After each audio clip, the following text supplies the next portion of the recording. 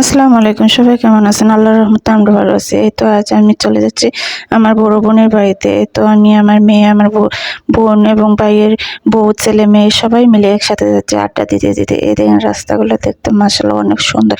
এদিকে আমরা চলে আসলাম আমার বোনের বাড়িতে। এই তো প্রথমে গুলো দেখেন সিমের বাগান আছে, অনেকগুলো সিম রোপণ করছে, খুব সুন্দর লাগতেছে। একটা নিরিবিলি পরিবেশ, অনেক সুন্দর। এদিকে দেখেন আমার বোনের ছেলেটা বসে বসে হাসতেছে। ওইদিকে দেখেন আমার ছোট ছোট ছেলে মেয়েরা গল্প করতেছে। এদিকে দেখেন আমার আরেকটা ভাইয়ের, চাচাতো ভাইয়ের ঘর এবং ওদের আঙ্গিনাগুলো অনেক বড় একটা বাড়ি, আর সবাই মিলে একসাথে থাকে ওরা।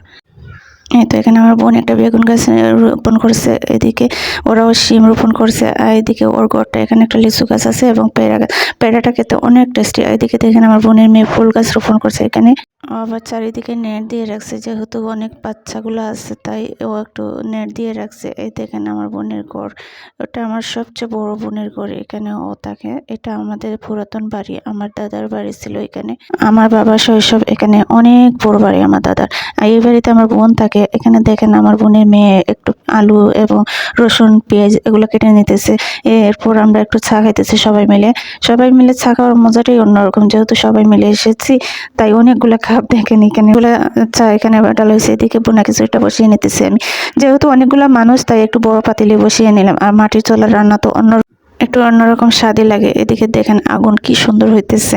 আসলে আমি অনেক দিনই রান্না করছি মাটির চুলাতে, আর এই রান্না করতেছি।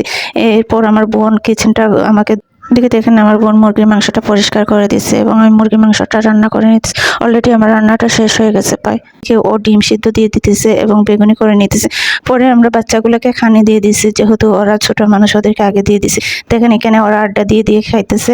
এই তো আমার ভাইয়ের ছেলে এবং বোনের ছেলে, আমার মেয়ে। এরপর আমরা সবাই মিলে খেতে বসলাম। আসলে খাবারটা অনেক টেস্টি হয়েছে এবং মজা হয়েছে। এই তো আজ এই পর্যন্ত, এই ভিডিওটি দেখার জন্য সবাইকে ধন্যবাদ।